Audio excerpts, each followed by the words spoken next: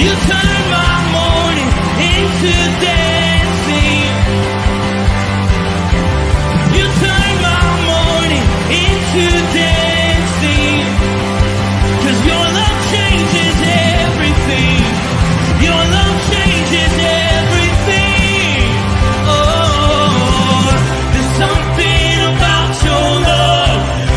Something about your love changes everything in my body. Oh, something about your love. Something about your love changes everything. It changes everything. Something about your love. Something about your love changes everything. It changes everything. Something about your love. Something about your love changes everything. Changes everything. Something about your love. Something about your love changes everything. Something about your love. Something about your love changes everything. Changes everything. Something about your love. Something about your love changes everything. Changes everything. Something about your love. Something about your love changes everything. You turn my mourning into dancing. You turn my mourning into dancing. You turn my mourning into dancing. You turn my mourning into dancing. You turn my mourning into dancing.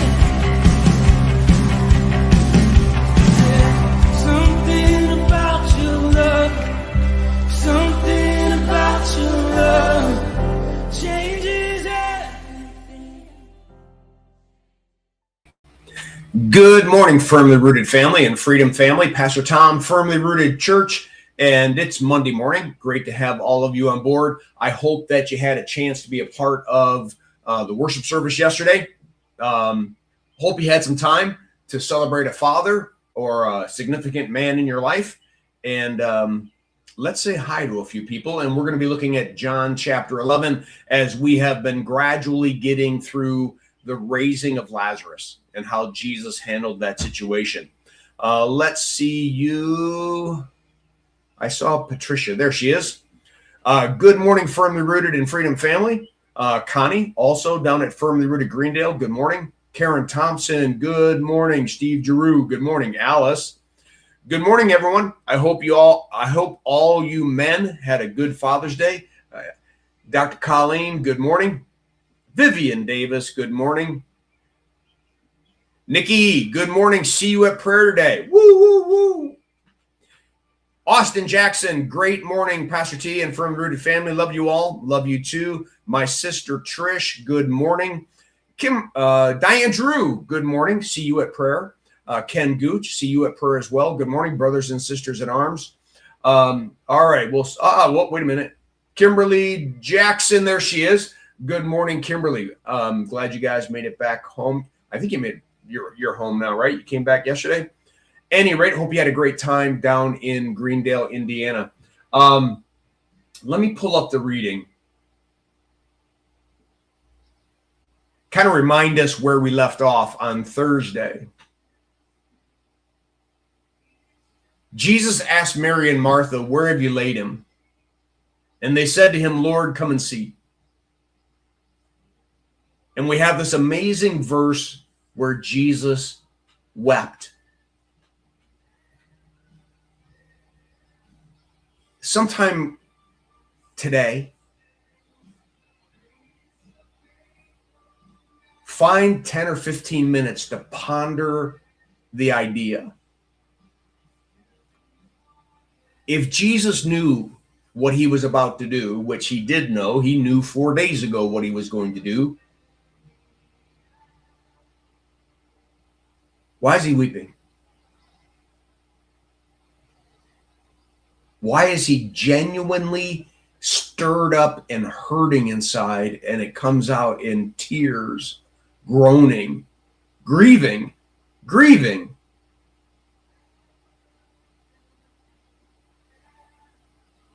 And what does that say about our Savior?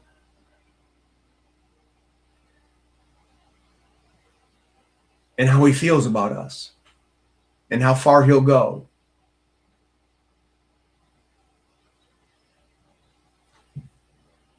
Some of the Jews were saying, see how he loves him. But others said, could not he who opened the eyes of the blind man also have kept this man from dying? There's certainly an expectation and a confusion, not just with Mary and Martha, but people who saw other miracles. They're trying to figure this out. Then Jesus deeply moved again, deeply moved. The insides are vibrating. Came to the tomb. It was a cave with a stone that was lying against it, similar to the tomb that Jesus was put in. Jesus says, take away the stone. I can't tell you how improper that phrase is. It lacks all, it seems to contradict, it lacks all understanding of the grieving that everyone's going through, and how dare you, why would you open up the tomb? But then again, why are you weeping and why are you crying?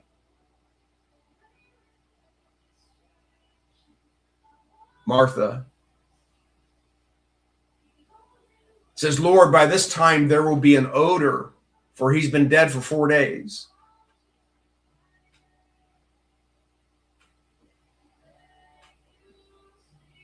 Don't embarrass us. Please don't. Just, you've said powerful words, but nothing that you're doing, nothing that you've done in the last 4 days is making any sense. We love you. We love you. But what you're asking doesn't make any sense. Jesus says to her, did I not tell you that if you believed, you would see the glory of God? Now, you know that she's saying, well, yeah, I already talked about that I know that in the last day he'll rise again. I have faith in you. I know that you're the Christ. Again, Jesus, you're not making any sense. But just like when Jesus asked Peter to put the boat out after a long day's fishing, they do it. They roll the stone away. Jesus lifts his eyes. Look at the terminology. Jesus moves upward. He lifts his eyes and says, Father, I thank you that you have heard me. I knew that you always hear me. But I said this on account of the people standing around. I'm now going to make it clear. I'm now going to make sure that they all understand. So I'm saying out loud to you and to them, because I want them to believe that you sent me. When he had said these things, he cried out with a loud voice, Lazarus, come out. The man who had died came out, his hands and feet bound with linen strips and his face wrapped in a cloth. And Jesus said to them, unbind him and let him go. Unbind him and let him go. Teresa Mason, good morning. There are times when God doesn't make sense. There's times when it's not that he doesn't make sense to our human nature, but he's not making sense to what we even know spiritually.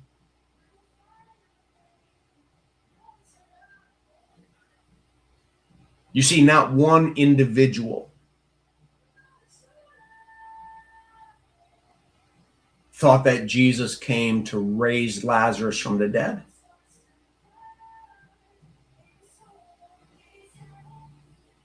Or that he or anyone else could have that kind of power.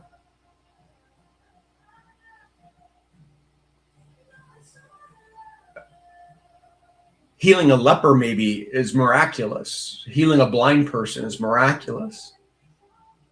Raising a dead body is impossible. It's dead. Its energy is gone. It can't be replaced.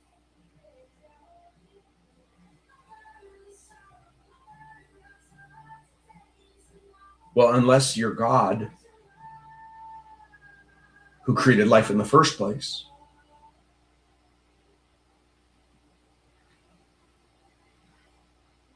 I guess I just want to say to you that it's okay sometimes that God doesn't make sense, even from a spiritual perspective. But almost always it's because he's doing something bigger than we can imagine.